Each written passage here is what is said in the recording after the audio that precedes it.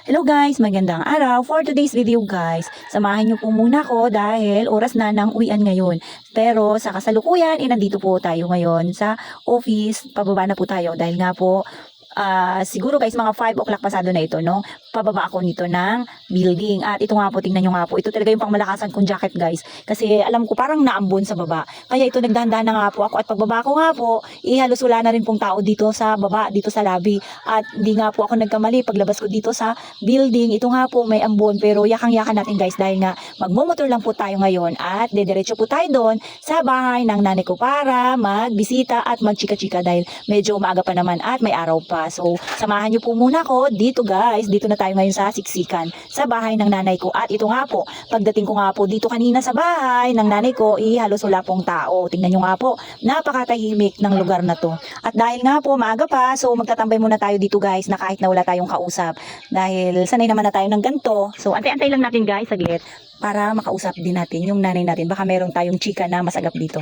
So, ayan nga po, tingnan nyo nga po, kahit na dito sa bahay ng kapatid ko, walang tao. Kasi guys, ang aking sister-in-law ay nasa trabaho pa at ang aking mga pamangkin, tamang nasa school pa po siguro. Kaya, ganun guys, siguro ipauwi pa lang. At itong si Angel po, hindi pa nakakauwi. Minsan po kasi pagka nasa school siya, tamang sinusundo po yan siya. Kaya lang, yung nanay ko po siguro ay pumunta sa bukid para magpakain ng baboy na kanilang alaga. Dahil nga po, malapit na pong mga na, kaya kailangan ilagi ng binibisita at para mapakain na rin po yung kanilang nanay or yung inahin guys. At ito nga po, panay nga po ang ikot-ikot ko dito. At yan, tinitingnan ko nga po pala, ito yung bahay ng aking kapatid guys. Yan, tingnan nyo nga po, wala po talagang tao. At saradong-sarado, wala tayong makausap. Kaya ang ginawa ko guys is pumunta ko dito sa may unahan banda. Kasi ito po, yung kubo na ito, halos ako pa po yung nagpagawa. Pero dahil nga po malayo pa, medyo malayo-layo rin guys yung aming bahay. Kung hindi mo pa sasadyain at magbibigay ka ng oras para pumunta rito, hindi ka makakarating dito guys. At ayan nga po, tingnan nyo nga po, puro sukal na po pala. Bago ko lang siya napansin dahil ito nga po yung bakod halos tumba na.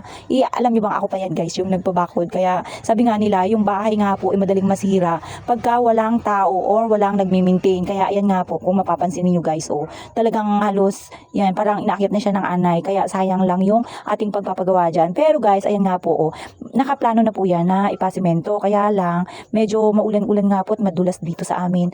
At isa pa guys, mapangit po yung daan para ayan medyo masikip po dito. Kaya ayun, inipon po muna doon yung mga materialis sa loob ng bahay. At siguro guys, nagta-timing pa para sa pagpapagawa. Mas maganda po kasi pagka nagpapagawa ng bahay, yun, may daanan yung sasakyan na maghahakot ng mga materialis. Kaya yan guys, na pending-pending na nga po. At ito nga po guys, habang nagtatambay po ako, nandito po pala yung aking pinsan na malapit lang po yung bahay. Halos yan guys, ilang di pa lang. Kaya dito po yan siya nagduduyan. At talagang gustong-gusto niya lagi dito nagre-rest kasi nga po medyo tahimik dito sa aming banda. At yan nga po pala guys, dumating na si Angel. Yan, habang nagkukwentuhan kami ng pinsan ko, dumating po itong si Angel na galing dun sa school at agad naman din nilang inutusan dahil alam nyo na pagka ganitong oras dito sa bukid guys, oras na ng alak.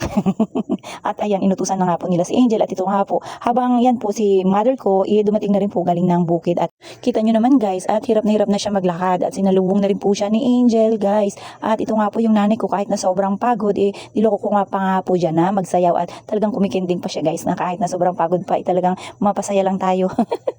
At ito nga po pala yung kanyang alagang aso. Sobrang saya rin pagka kasama lagi yung kanyang amo. At ayan, si Angel po pala nandito na rin po, nakapasok na. At ayan nga guys, pagkagaling niya ng school, ganyan na yung kanyang itsura at talagang nakatanggal na yung kanyang uniform. Halatang halata na katatapos lang maglaro.